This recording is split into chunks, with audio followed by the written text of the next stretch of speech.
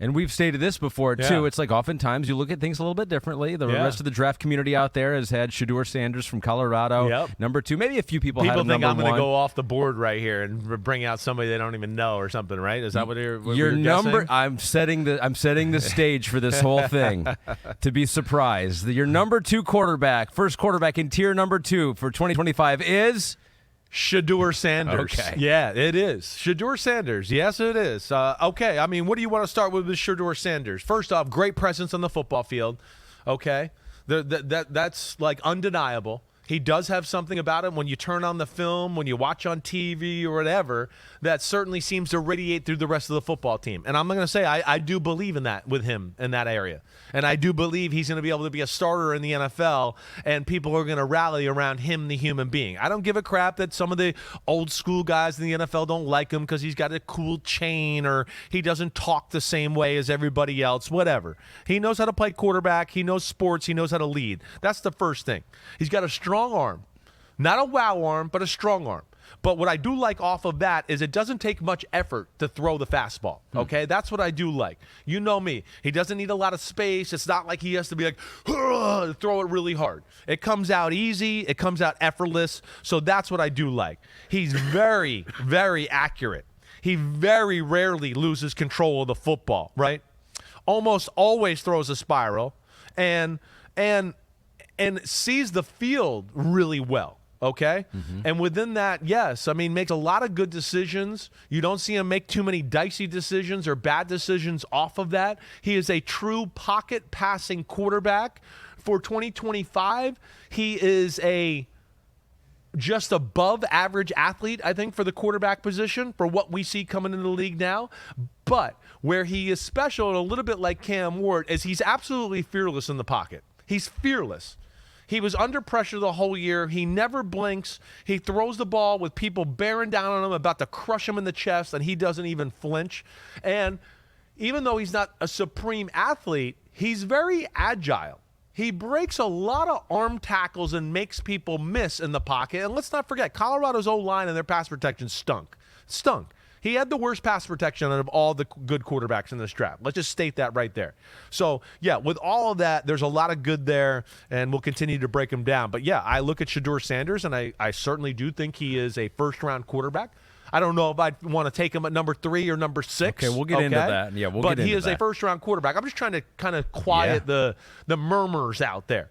And, yes, I do like him better than Jackson Dart, 100%. You might not be able to quiet him enough to save your franchise. So the arm strength, let's double down on that. Let's double down because people have said, I've heard people say it's a below average arm strength. It's not below average. It's definitely not. The way he stands in there, he can throw 20-yard in cuts, 20-yard out routes with ease. He does. Now, where they might be getting into that a little bit, okay, and you see a lot of power throws. Now, here's a negative about him, and I think maybe this stems to it a little bit. He is not an aggressive enough decision maker for me.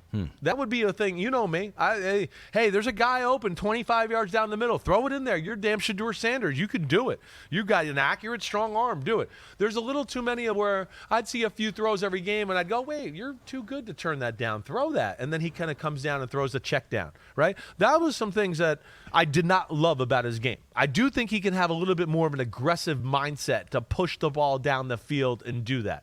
He kind of plays the game of just like, hey, I'm going to get 5 here. I'm going to get 6 here. I'm going to get 5 here. I'm not going to take any chances until the game tells me I need to start pushing the ball a little bit. And like, there's some maturity to that, but there's also some, wait, this game is closer than it should be because you didn't take a few throws there, and now you guys are only up by a touchdown here in the third quarter, when if you hit a few of those throws, you might have been up by 2 or 3 scores, right? That would be one of my negatives about his game overall. NFL.com says, quote, he's a slow twitch athlete with standard arm talent and a longer release, but he worked around those limitations with anticipation and accuracy. Yeah, I had no problem. Well, yeah, I mean, I don't think his release is long, okay? His release is a little different. He can get the ball out of his hand quickly. I mean, if you watch them, they threw a ton of screens in short game because they couldn't protect. Yeah. And he's very good at that. He can get it out there quick to where Travis Hunter can get it, have space, run, do something after the catch, right? But his motion is different than what we see from most quarterbacks this day and age, right? We're in a day and age, we sit here, we break down quarterbacks all the time, right? We always talk about throwing the ball. The arm comes around more. We see Mahomes, Josh Allen, Brady, it was more around. He's an over-the-top thrower. He's a little bit more old school. He's kind of sits there. He doesn't get a lot of shoulder turn or upper body movement. He just gets the ball up here, and he just kind of rips it down to his opposite pocket. A little different that way, but I can't deny the results. He puts the ball where he wants to. He throws it with authority. And the other thing I do like about that motion for him especially, because as we just talked about, he's not going to be a guy that's going to scramble out of the pocket a whole lot. He's a pocket quarterback. But he does, because of that motion, he can throw over the top of people. So you do see a lot of throws where guys bearing down on him, and it's like, whoa, it's collapsing, and he kind of just raises his arm up and takes the shot, but then, boom, hits Travis Hunter on a 20-yard crosser or whatever. So, I don't love that release, but I can't deny the results. And I would push back on the arm. The arm is, there's plenty of power throws to see to go, oh, damn, he can push the ball a little bit. How about the critique with the sacks? You've already mentioned the worst offensive line of any quarterback out there. You could say the same thing about Caleb Williams last year. That USC offensive line 2 years ago was not horrible. very good at was all. Horrible. Caleb's a little more athletic, right, than Shedeur Sanders. But what would you say to the criticism that, yes, while the offensive line was not good, some of that was him creating his own pressure and him holding onto the ball a little bit too long and him having some undisciplined drops? Some of them, there's some of that. Bad habits, maybe. But you know, a lot of the times, like when I came away when watching some of those plays, I was like, I got on him so quick. I don't know what you expect him to do. Or there was nowhere to throw the ball right away. Now, could he be a little bit better at times of just going, wait, this is pressure here. Here's a spot I know I can throw it. Maybe he doesn't catch it, whatever. I get it out of my hands. Okay, sure. Because we saw with Caleb that some of those bad habits, while they may not have been his and were caused by a bad offensive line, did carry over into the NFL. It carried over. And you worry about that, too, here with Shedeur. I get it. It's similar in that aspect. Now, again, too, with Shedeur and a lot of those things, too, you know, there's a ton of plays where, the pressure gets there. He kind of sidesteps somebody. The guy, he just sidesteps him enough to where the guy can only get his arm around it. He breaks it. Boom, throws the ball out into the flat or a 10-yard out route or whatever. And you go, damn, that was a good play, right? Now there's a few plays where, he tries to do that, and the guy brings him down, okay? I should have thrown that away. But I think you're going to take some of that, especially with a strong, in-the-pocket type quarterback. Right? He can make all the throws, but it's not a wow arm, like I said. And I do wish he changed arm angles a little bit more. That would be another thing, too. He can do it, but he doesn't do it a lot. But, yes, as we've talked about and joked before, this is not – it's funny, he's Deion Sanders' son, and you don't expect this guy to be like turning the corner running for 40-yard gains in the NFL. That's not what he is. He's a little more old school in his approach. He wants to beat you in the pocket. He wants to make a quick, good decision with his mind, and he wants to make a good, accurate throw off of that, and he does that a lot. And like I said, I just wish he was a little bit more aggressive in his mind, in his approach. But I also got to take into account, too, of like the thing you just brought up. Hard to be aggressive and hold the ball when you're getting your head ripped off sometimes in certain games, like 8 of the first 10 throws of the game. It's hard to go, I'm going to sit in here and wait for guys to come open 5 seconds later down the field when you've had 2 seconds, 1.2 seconds to throw a football, right? That will affect that, and I think we got to take that into consideration as well. At 26 tweeted at you with this comment, I hope you see things other people don't. Shedeur had 0 run games, still balled out. Exactly People right. don't understand that CU used their screen games as the actual run game. And so, I mean, of all the quarterbacks that we're going to talk about today, he didn't have a whole lot of guys around him that could help. He had some receivers that can make some plays, right? And again, I think that's where it's a little like the Bo Nix bullshit from last year. Of like, I don't think he has a strong arm because they're seeing screens in short game and just going, this is a team. They're not just like Shedeur's not like, I want to throw a screen. I want to throw a screen. They're like, no, hey, Shedeur, we got to throw a screen or you're going to get killed. Like, you're going to get killed. This is our best way to win, right? So that's where I think people need to like take that into account. So some of that is because of the way they played, and our question there is exactly right. And I think some of that is getting used against them because a lot of his big plays and you can go watch a game and go, man, he threw for 270 in this game, and go, wow, like 4 out of the 5 biggest completions of the game were actually like screens or a throw under 5 yards where the guys made great plays and ran after the catch. So I get that. and I understand that, but that doesn't mean he doesn't have a strong arm. And there's still plenty of plays and throws you see where he makes the right throw, and he can make the right throw down the football field and do it with ease. So I don't have any questions in that department. So it wasn't that long ago, 3 months ago, he was the favorite to be the #1 overall pick in the draft, and now he is plus 2,500 to be the #1 pick. And part of that is you talked to him at the draft, or was it the Super combine? Bowl? At the combine. Yeah, right. And there are reports that came out of the combine. Some coaches did not like his attitude. This is what he said to you about him believing he's the best quarterback in the draft. Yeah. He goes, I've changed 2 different programs, 2 different universities. If you're picking at the top of the draft, something's wrong. You need someone who can adjust and turn it around. I've done it. I've proved it. So when we start talking about Shedeur as a leader, guys who can rally around him, he's certainly done that. But you're going to have the questions of, is it too much? Is it too arrogant? Is it too brash? Is it going to be a detriment to him with the ego and his father and all that? That's almost 2 different questions right there. That it is. But I don't think him, the person, as not arrogant, but just confident, being being what, a superstar quarterback type attitude. I mean, that's what they all have. I mean, don't draft me or you're in deep shit. I'm going to kill you every year. In your interactions with him, you saw no problem with a guy who's going a little too far. I don't, because I don't see anything that goes too far. First off, I think we have to take together the life here of what the guy's had a spotlight on him his whole life. Yeah. He's handled it pretty damn well. Anybody I talk to, as far as been around him in the football element or world, they seem to like him and tell me he's a great leader. He's got feel that way. He certainly seems cool and calm under pressure in any part of the game that I watch, right? I think he has that ability, right? Just like we saw at Colorado. Oh, hey, Shedeur Sanders is our quarterback. We got a chance here. I think he's that. Now, he's not going to it's not going to be, wow, I'm going to carry the team on my back. Right? I have a line here. He's not in the same stratosphere as Cam Ward on wow throws or high-level downfield throws, okay?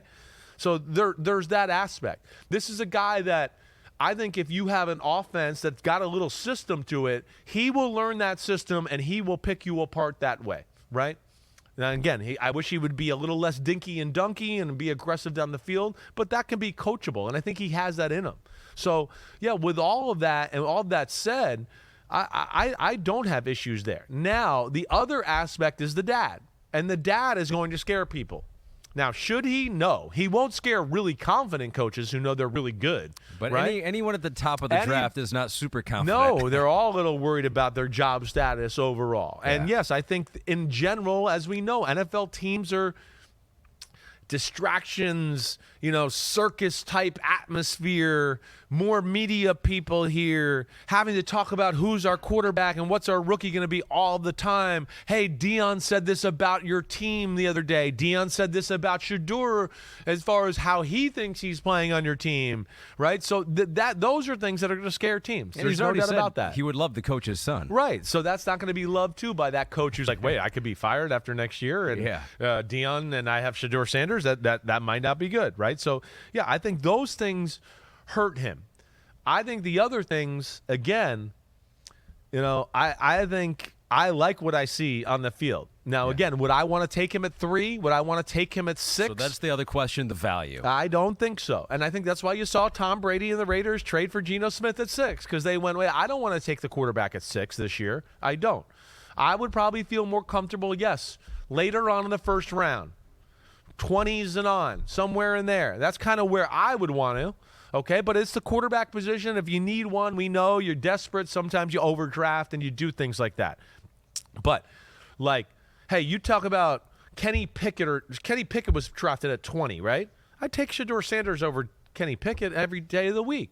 And a bunch of some other quarterbacks that have been drafted maybe mid or late second or late first round. The Browns have the #2 pick, and they do have Kenny Pickett now. I know, and I don't imagine them going the Shedeur Sanders route. I don't, and I think that's why you're hearing them also talking about Russell Wilson, because I don't think they want to do that. But we'll see where this goes. Or is there a team that's at the top of the second that tries to get back in? right? And get him somewhere in the 20s or something like that. But that's kind of how I envision it. I might not be right about that. And, of course, like we talked about with quarterbacks, it's always hard to tell because they can be overvalued because there's only a few of them that are legitimate NFL starters that are out there. Yeah, H.S. Bolsh says to you, do you think teams like the Raiders with Geno and the Jets with Fields tell us that there won't be a quarterback taken outside the top 3 in the first round? It seems like the teams farther down that needed a quarterback are choosing the veteran quarterback outside of... That's been the theme. That's one of the things I tried to say last week was the theme of the start of free agency, is that I felt like the league was telling you, other than the Tennessee Titans with Cam Ward, we don't love these quarterbacks. We need to address our situation right now. Teams like the Jets, just because they paid Justin Fields a contract that I would go, if they draft a quarterback, I can understand that. They're not paying this guy like Kirk Cousins $50 million a year money, right? Where we knew that was crazy when they drafted Michael Penix, because you're like, what? They are paying Justin Fields money in which you'd go, no, that could still justify a rookie quarterback on a rookie salary cap, right? That 100%. And yeah, so it's, and again too, is it one of those things where one of these teams that needs a quarterback that might be in the top 10 or 15, they try to get up late in the first round and get back in, or do they just go, hey, we're not going to risk it and we're going to take a quarterback right here and go with it, and Shedeur will come off the screen? I don't know. It's going to be interesting to see how that's evaluated by the NFL. Anastasia 026 says, should the Giants take a quarterback because they need one, or should they take the best available player? Simms, I'm so stressed out about what they will do. So this is a Giants fans here. Pete says, the quarterback situation is scary for us New York Giants fans right now. Think about the Giants, number 3 pick, and then you're the 3rd pick of the second round then too, I guess. You could take Abdul Carter, maybe a Travis Hunter there at number 3. And then we'll get to your other quarterbacks that you also like, that you said there will be several taken, maybe 2nd round, 3rd round, top of the 2nd round, take another guy. It sounds like you would rather that route, maybe. I would rather that route. Specifically for the Giants. Yes. I don't want Shedeur at 3. That's what I would say. But I wouldn't mind if Shedeur was the quarterback of the Giants. In my perfect world, as a Giant fan, I'd go, can we trade down and maybe get another 2 first-round picks and then maybe take him down there more? That would be cool. And we get to build the team and maybe get him another receiver or something like that. Yeah, I'd be in favor of that. I would. But the quarterback situation, the pass rush situation, is going to dictate a lot, I think, in the first 10, 15 picks of this draft. Bottom line, though, you like him. And Pro Football Focus had this to say about him, which I think is cool. Well, if you didn't know his last name, you'd still recognize that Shedeur has NFL bloodlines, or at least that he's been around high-level football minds. Definitely. And so, you turn on the tape, throw away everything, combine, his meetings with coaches, got Dion as head coach. That's a good football quarterback that you think can be a starter in this league for a long time? I think he could be a starter in the NFL, 100%. It's not going to be like highlight show, I'm going to do Mahomes, Lamar Jackson, stuff like that. Would he ever crack the Simms top 10? Yeah, he could possibly do that. He could. There's no doubt. He's more... I've said Doug Williams in the past, like old school 80s Washington Redskins quarterback, right? That of that lines. But, the guys that he's in the quarterback that are similar to him maybe right now in the NFL, right? A Geno Smith in reality, going to stand in the pocket, make big throws, can make people miss in the pocket, right? Hey, he's got better attributes than Kirk Cousins physically they did when he was coming out. There's no question about that. There's some other guys here that I'm probably missing or not, going. But, yeah, he's going to play the game of I'm going to be in the pocket. I'm going to get the ball out. I'm going to be, maybe Joe Burrow-ish in style of play, right? Just make one good decision, one good accurate throw after another. I think there's a reason Tom Brady is his idol, because I think he wants to play that style of football. But the only thing I would say to him is Tom in his prime was a little bit more of an aggressive decision maker, Shedeur, and that's where he could up his game a little bit. We do have some video of Shedeur. Is this when we had him on NBC when they played Nebraska? I don't know. We finished with just showing some video, because if we can show it, we might as well show it. Yeah. Pete, do we have that video back there? I hope so. The one thing that's hard to see about his game, too, because the protection wasn't good, is, right, you don't get to see a ton always, and he throws the ball well on the run. This is one of the plays of the year right here. I mean, throwing out here, last play of the game, puts it in a spot where his guy can get it to send the game in overtime. That was special, right? There again, you see the over-the-top motion. He's got a nice touch to throw the football there, right? And there's plenty. Like that's what I like. Now, that's not a rifle, but see how he just in the pocket slides? Somebody was about to hit him, and he pushed him by and then still threw the football? He's not at all flabbergasted by throwing the ball under pressure in tight quarters, and that's what I think he's a cool customer, and he's going to dice some people up in the pocket in the NFL. Like I said, I just don't want to take him in like the top 5 or top 10. Yeah. You get towards the like 17, 18 and down in the first round. Yeah, that's where I'd want to take him. Thanks for watching Chris Simms Unbuttoned. Hey, just because the season's over, it doesn't mean we're over. We ain't going anywhere. The NFL never dies. We're staying right here. Hit subscribe. We got every NFL move. We'll react to that. Plus, Chris has got 4,719 draft prospect profiles to do. Thanks again for watching. Subscribe. You know where to find us. Peace out, homies.